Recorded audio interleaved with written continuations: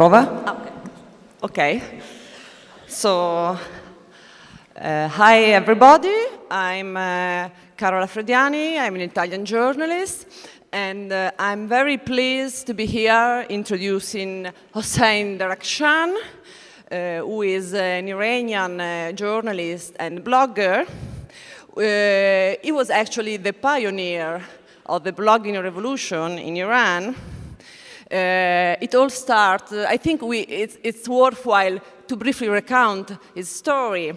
In 2001, Derakhshan started his blog in the Persian language, and his activity helped other Iranians to blog, sparking really a blogging revolution in the country. I think that, as he wrote, many Iranian people would go to him looking for help in order to start blogs. And he was basically the first person any new blogger in Iran would contact at the beginning. And that was before 2008. Then something happened, and I think it's worthwhile to remember this. And also I think that he had, someone said that you had one of the most, we said it before, one of the most chilling Twitter timeline, because in 2008, you just started tweeting, and you tweeted that, I'm back in Tehran. I'm in bed with my laptop in Tehran, and then there is like a jump to 2013 when you tweet, pardoned by Ayatollah Fred last night, because you actually have been in prison 6 years, right, for what you wrote online. But we are here to tell another story also, the story that when you got out of prison, you also found a different web, a different internet. So we had entered the era of social networks, and the era of the streams, of the algorithms, and you've been very critical of this. And you wrote many articles addressing these issues, what it means and what is at stake. And in particular, you wrote this essay, which is called "The Web We Have to Save." So I think that today you will talk to us about what is this web that we have to save and how we should try to save it. So I really thank Hossein for being with us, and I let him to talk. Thank you.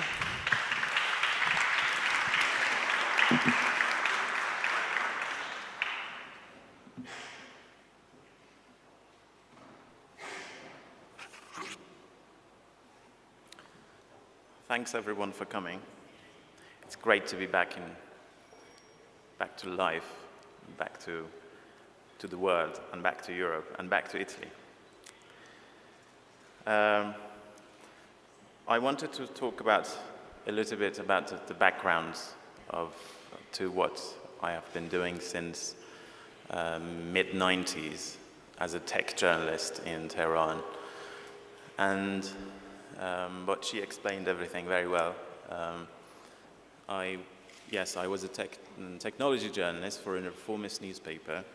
Then I immigrated to Canada, and that was there that I found blogs, and it was kind of related to 9/11, to the events of 9/11, because that's how I discovered what personal accounts people were writing about, the consequences and the meaning of it, the Americans I'm talking about, and that's how I discovered a new, very powerful medium called blogs. So I was fascinated, and I started my own. In Persian, it was a bit difficult because of the technical issues that, at the time, web browsers and also web publishing platforms had with right-to-left scripts like Persian, Arabic. So it was a bit difficult in the beginning, but then gradually I discovered that they were now supporting Unicode and right-to-left languages. And that's how I wrote a manual about how you can start your own blog in Persian, and that started the whole thing afterwards. And then I was kindly called by some Iranians and by journalists as the blog father of Iran, which is a bit ironic in a way. It also reminds you of Godfather. So I'm going to talk about what I discovered after 6 years of being in a cave, let's call it, how I discovered the internet, the new mechanisms, the new atmosphere. And then I would be talking about what was lost as a result of these new changes. Then I would be talking about how some capacities and potentials were lost for journalists, especially, and also for our larger societies. And then I would be talking about what we can possibly do to revive some of those great potentials that the internet used to have, either for the larger societies or for journalists and for journalism. Okay. What I discovered after 6 years of being absent from the internet was that the World Wide Web, the great invention of, I think, one of the greatest inventions of human history, was almost dying. And the reasons were three reasons for that. At the heart of it, and the main reason was, I think the most important reason, was that hyperlink, those links, those little blue underlined texts that for the millennials is something probably strange and unknown now, were in decline. Especially because social media were not very friendly towards hyperlinks. They were not supporting them very well. For instance, Instagram doesn't even allow hyperlinks, and Facebook and some other social media, maybe less Twitter. Twitter is still the most link-friendly social network and platform. But Facebook treats hyperlink not as a relation to other pieces of text or to other pages outside Facebook.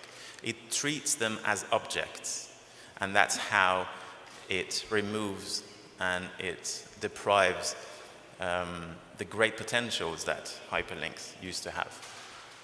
It objectivizes hyperlinks. It showcases them. You can only put one link. You can't select any piece of text, a few words, for example, and link it to another page. Those are all signs that Mark Zuckerberg is not very friendly towards hyperlink. And I think now that he's made this empire, it's quite a grim future for the hyperlink.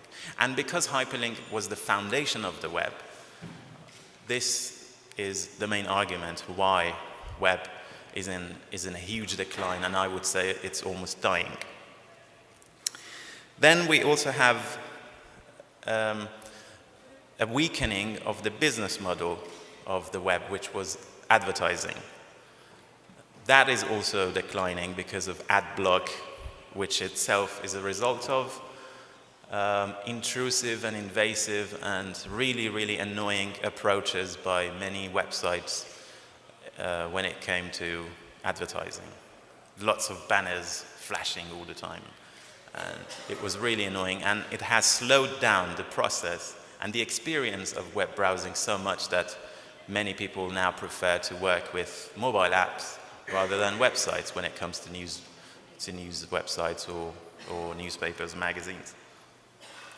Then the third reason is also related to this, which is because we are observing a rise in mobile phone use, which is obvious and which is happening everywhere in the world. We also experience how difficult it is to browse the web on our phones. It's very difficult. It's very different at the same time when you compare it to a laptop or desktop, because you have many tabs and it would be easy to switch between tabs, to open new tabs, to quickly go with your mouse or with your trackpad to where you want to click. This is a bit different from the experience you have from mobile phones. And I think one of the obstacles for web on mobile phones is that it's not really designed for mobile phones. Web browsers were migrated with the same concept, with the same user experience to mobile phones, and that's not really working. So these were the main reasons that web is dying. Also, there is some legislation in some countries that are trying to curb the power of hyperlink with different arguments, copyright laws or some other complicated legal things that I don't understand, or policy things that I don't understand, but there are attempts to curb and to control the ability of users to link to anything that they want. So with the loss of hyperlink as the foundation of the web, we are now experiencing a very, very different internet compared to 10 years ago. The new internet is not diverse, as decentralized, as non-linear, and as open as it used to be. It's also less archivable and indexable for search engines and to find them later on. Now we are experiencing a very centralized, very linear, and very closed space. It's also very inward-looking, and it's also very insular. But worse than anything, I think, would be the loss of diversity. And I'm telling you why this is happening.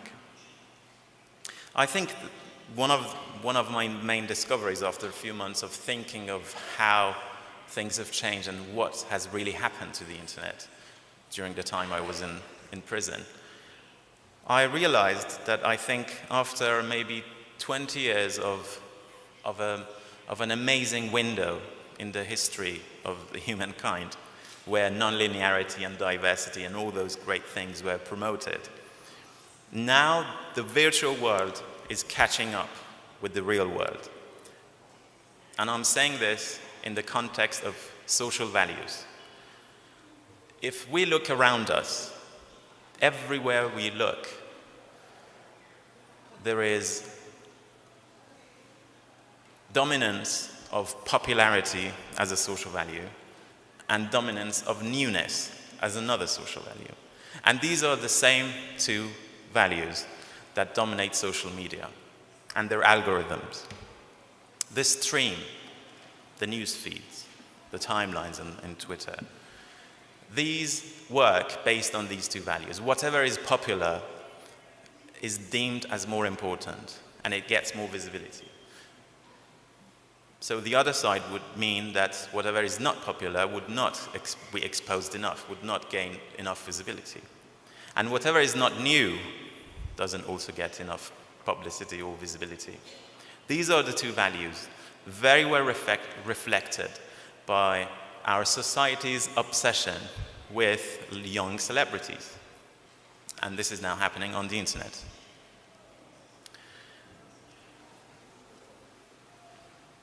So now we are experiencing a shift, I would say, a paradigm shift from what I call library-internet, which was the previous internet, which was the initial internet in mid-90s towards mid-2000. From library internet to TV internet, I would call it. This is the closest experience we can have to television. Now, when you log onto your Facebook, you don't even need to log on anymore on your phone. It's already logged on. When you start scrolling or swiping, that's your personal TV. You see little bits of text, images, moving images, still images, and everything is tailored for you, is personalized for you, based on what you've already shown an interest in, what you've already liked. The chance that you would be surprised is very low now. You only get what you are used to. It works based on your habits. And this has serious consequences. I would start with larger social consequences. It has led us into very small bubbles of ideology and preferences and norms and attitudes. It is suppressing minority views because they would never get enough likes or reshares, so nobody would be hearing them except for their own bubble. So it's fragmenting the society more than it was already, and at the same time it's destroying the connections that these different various islands in the society used to have. And hyperlink, for example, was one of those bridges that would enable these small islands to be exposed to each other. What else that happens, another thing that happens in these bubbles is that everyone's views and opinions and attitudes is being reinforced because you are only exposed to people like you.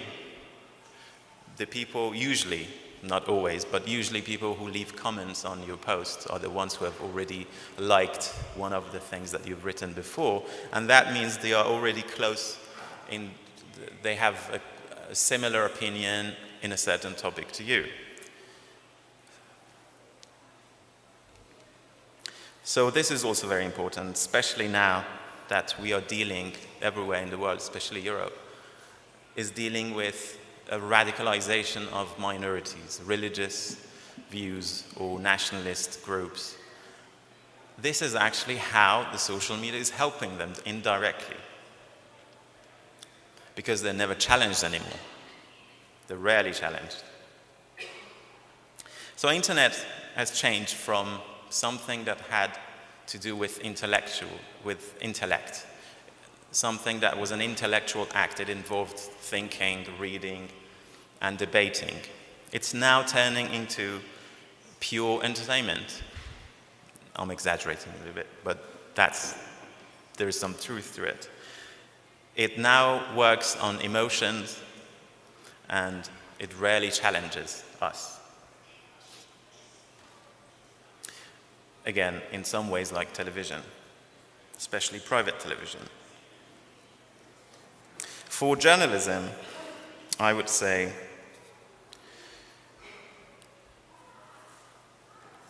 there are other things happening as well. Writing has become much easier than it used to be. Anyone can write very easily, very quickly, and publish. But being read is harder than ever. It's very, very difficult to get something visible to a number of people, to a large number of people. Unless you have a big following already, unless you're a celebrity, in which case I think TV celebrities would be the biggest, you wouldn't have this influence on the social media. People might be saying that it was always the case, and there's some truth to that as well, but the connection between the real-life celebrities and online celebrities is now very strong. It wasn't like this maybe, or maybe it wasn't measurable at the time.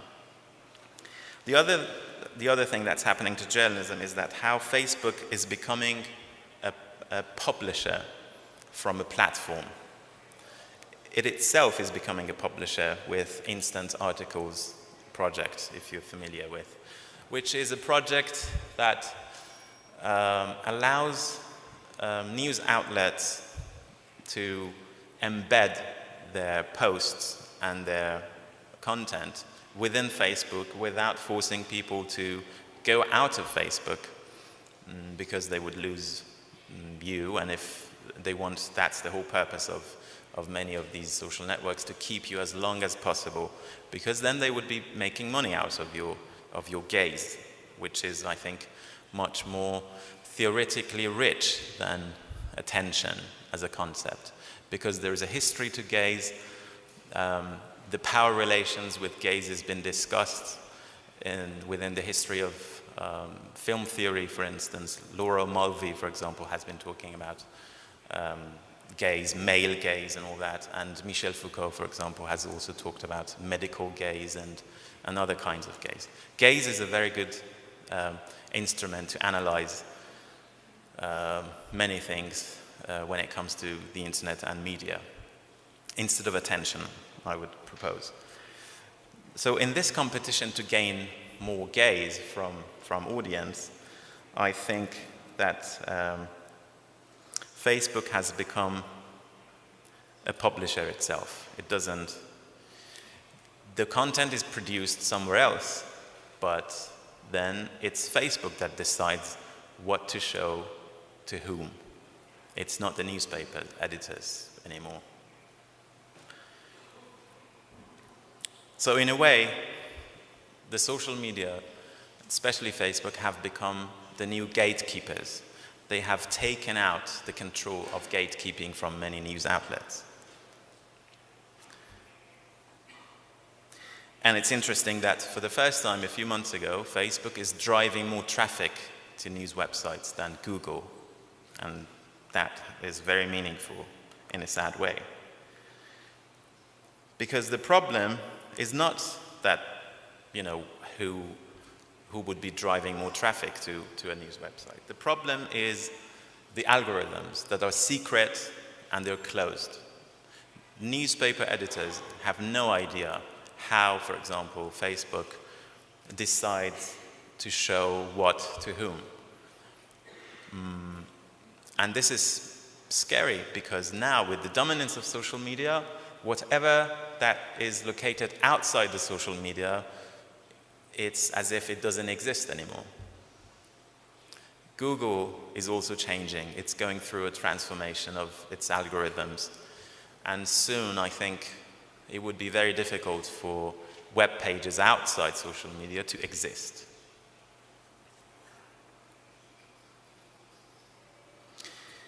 And that's even more sad when you realize that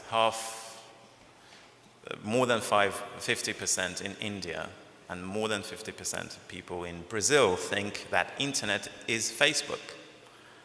I don't know how more sad it could be, and how backward we are actually moving towards a time when AOL was the internet, or these networks, intranets, where the place people were experiencing everything that was connected to the idea of the internet and digital experience.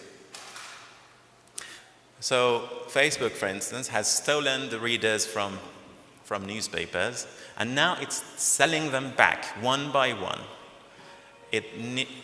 Very soon, even for instant articles, and it's already happening beyond that, anything you post, if you pay attention, the number of people that you can reach is very, very shaky. It's very controllable by Facebook. And it doesn't follow a clear logic. If you make a page or a group on Facebook, you would realize that you would always be encouraged to boost your posts, which means they've already stolen your audience. You used to have a blog and you would directly reach them. But now, not only you've lost them, but you're not even able to reach the very people that are following you on social media.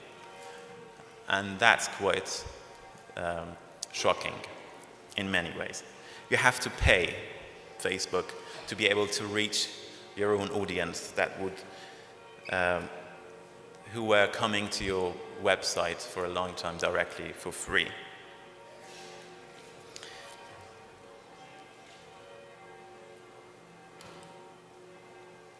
So this new internet, which is very similar to television, at least the experience of it, there are also some other similarities, like prime time. You have prime time on Facebook and Twitter. If you post something in the wrong time, you wouldn't be as visible as if you posted it in a good time, when there are more people on their phones, for example. And if not, your tweet or your post would be history without even being read or seen, like television.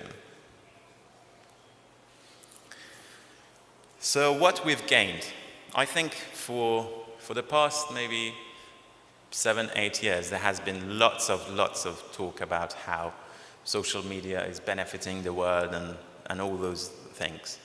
So I don't think there is necessary for me to add more to what we've gained. Although I think some of it has been completely superficial and shallow, those promises, but I think there has been some truth to it. It has had, obviously, positive impacts.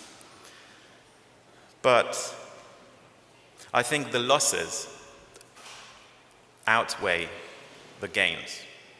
So I think we now have to start thinking about how we can fix things. What is a possible bright future for journalism and for our societies, given how the social media are dominating our lives, given how these algorithms are defining and determining what we buy, what we eat, where we go, who we date, and what we read and what we think. I don't think television, for instance, has ever had this power, but now social media have. So how can we save the early promises of the internet and the web? One way would be to revive the hyperlink.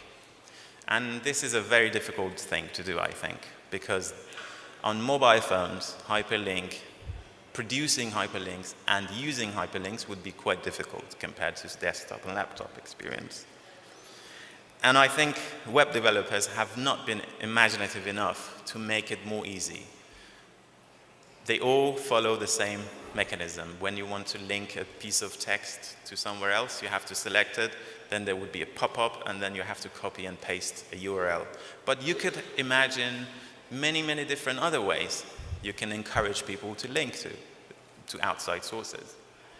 There could be some sort of algorithms that would be suggesting some links based on your own previous experience of what you've probably bookmarked or those kinds of things. But no one actually has done anything to enrich and to facilitate the experience of linking. This is one way. The other thing would be a public demand from the social networks to open up their algorithms.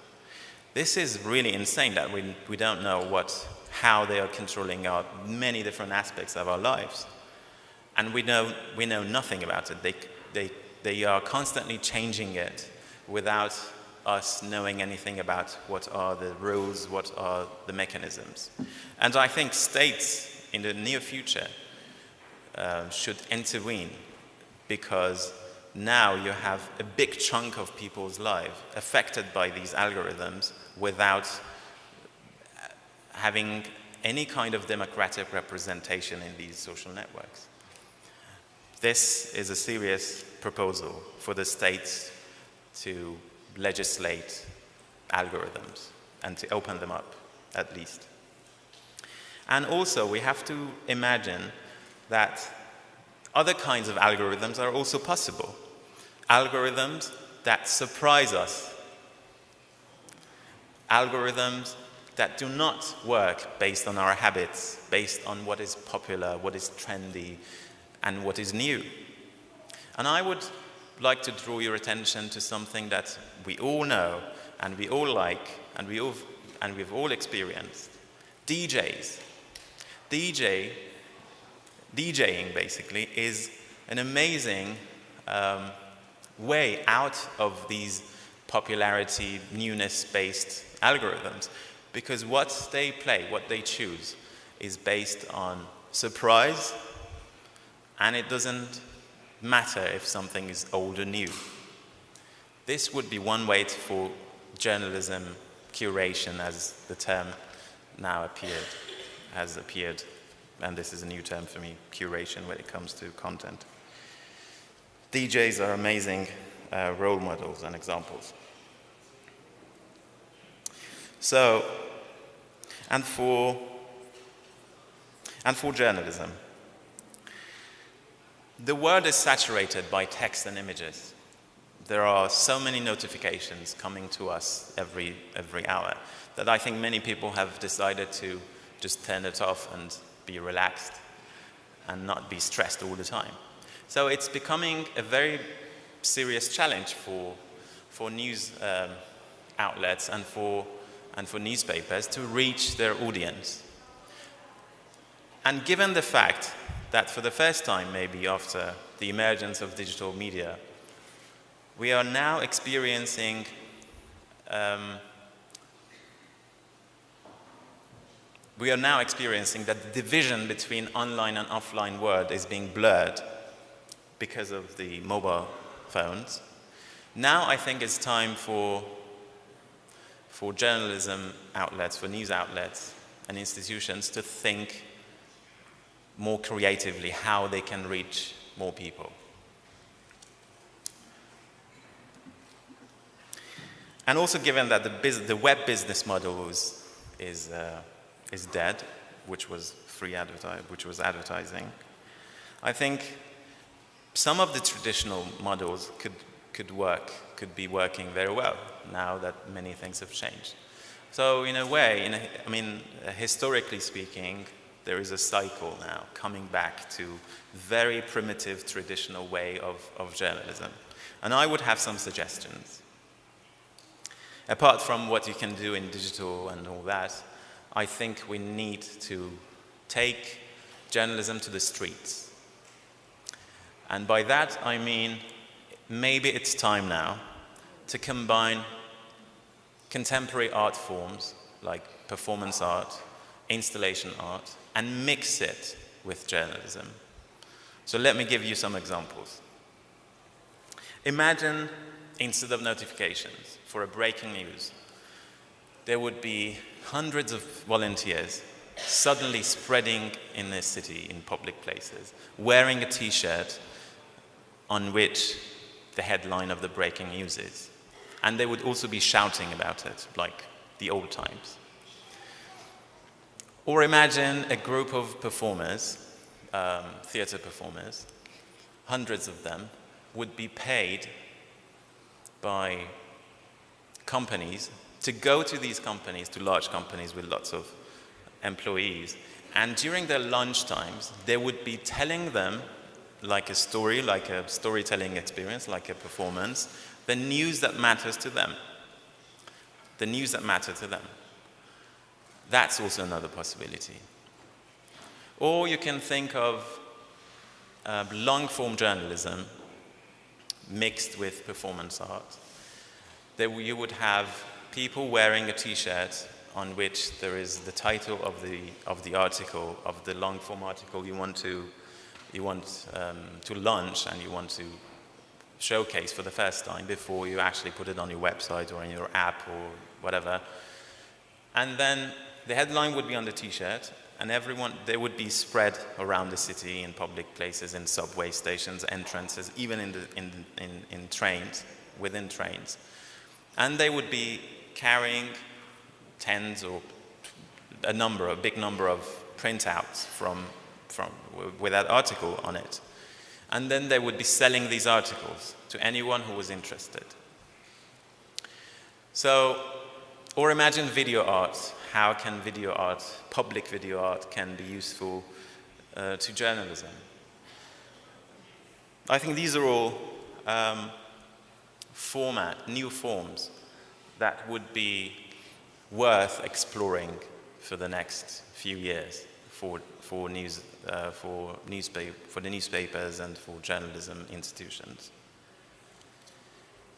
And I would like to end this presentation with this invitation of reimagining our world, reimagining ways we can reach people, given that how stressful life has become, and given how much radicalized ideas are being spread around and are becoming popular more and more. Maybe it's time now to expect from internet to surprise us, not to comfort us. Thank you very much.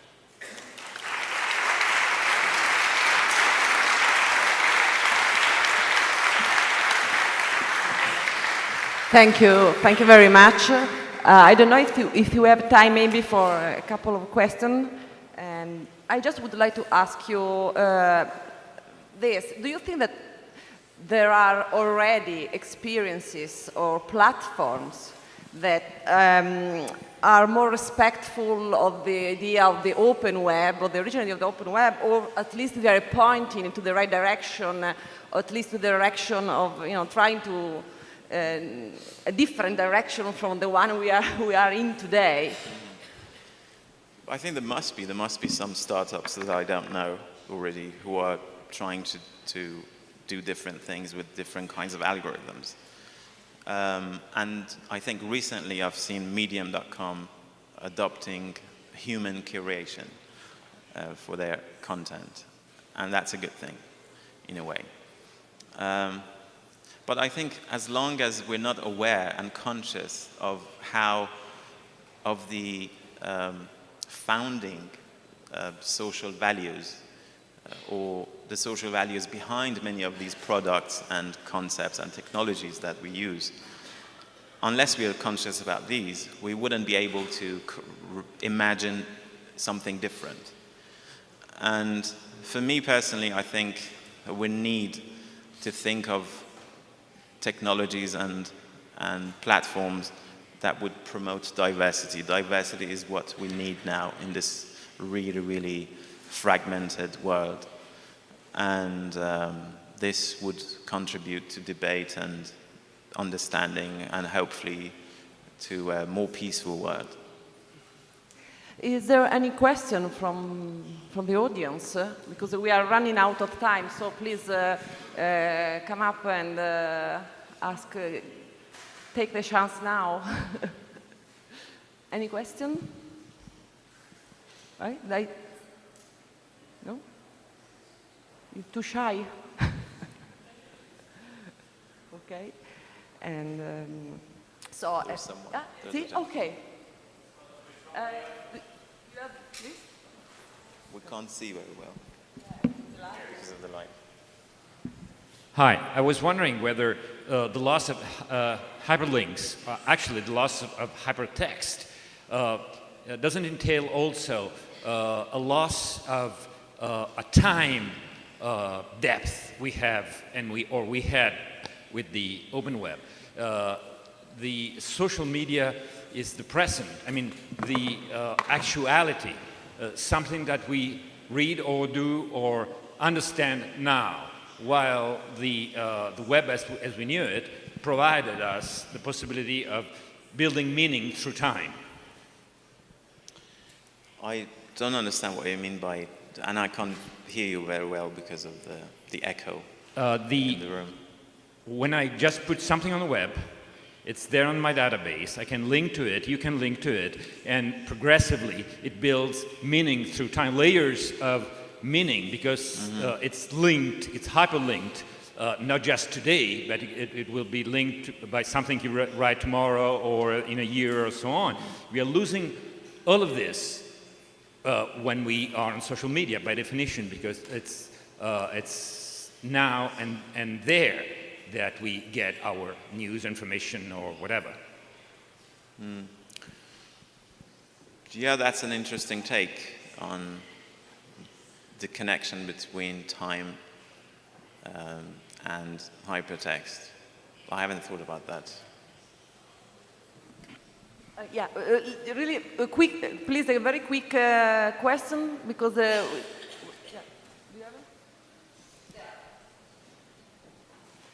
The last one, unfortunately. Hello. Thank you very much for this very enriching presentation. I have a question. We have a very bad echo Yeah. here, so we try to Do I have to speak up? very clearly, otherwise Okay. we have... Okay, so thank you very much for this enriching presentation. I have a question also about the hyperlinks. You probably heard about Nicholas Carr and his book, The Shallows, What the Internet is Doing to Our Brains. So there in this book, he basically talks about hyperlinks as something quite contrary to what you just spoke. He rather sees them as a weakness to humans' attention and to how we work with the internet. So how does his thesis works with yours, or how would you comment this? I didn't hear the name of the book and the author who was arguing something differently. Can you repeat it, please? Yeah, the book is called The Shallows, or What the Internet is Doing to Our Brains, from Nicholas Carr. What internet what? Is doing to our brains. To our brains. Brains, yeah. Okay. So is it a positive take on the effect, or is it negative? Okay. No, I haven't seen it. I would be curious to read it. Thank you all. Thank you, Hossein, and thank you all again.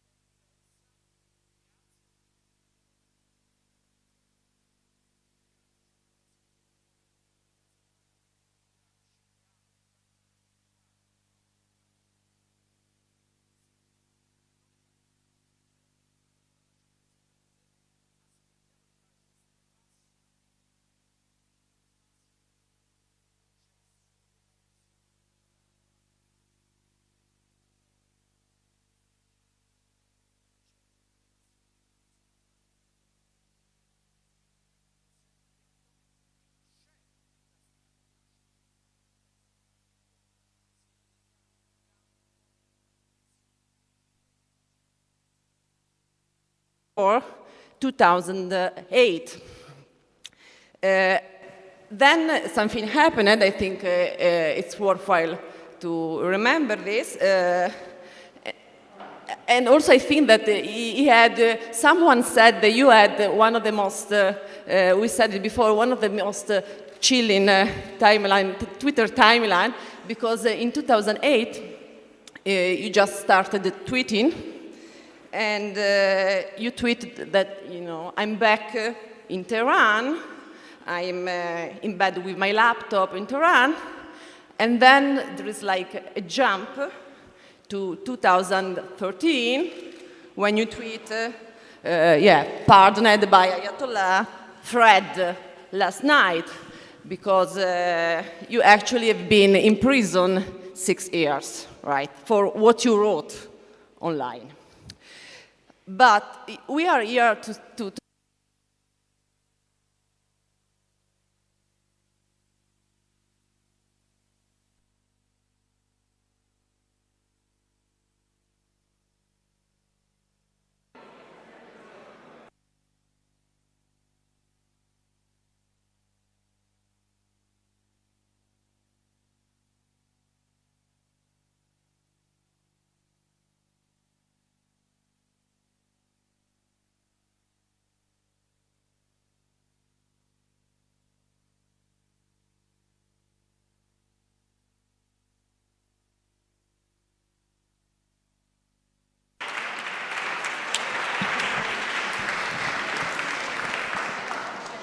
Prova? Okay. So, hi everybody. I'm Carola Frediani. I'm an Italian journalist, and I'm very pleased to be here introducing Hossein Derakhshan.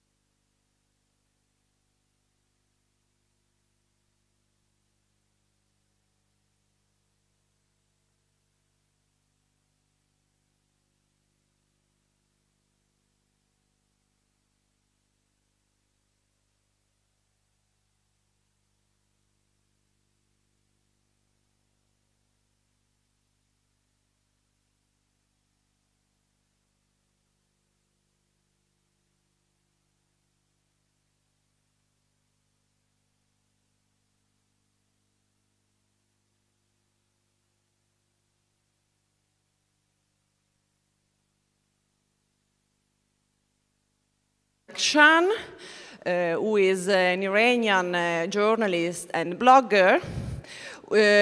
He was actually the pioneer of the blogging revolution in Iran. It all started, I think it's worthwhile to briefly recount his story. In 2001, Derakhshan started his blog in the Persian language, and his activity helped other Iranians to blog, sparking really a blogging revolution in the country. I think that, as he wrote, many Iranian people would go to him looking for help in order to start blogs. And he was basically the first person any new blogger in Iran would contact at the beginning. And that was before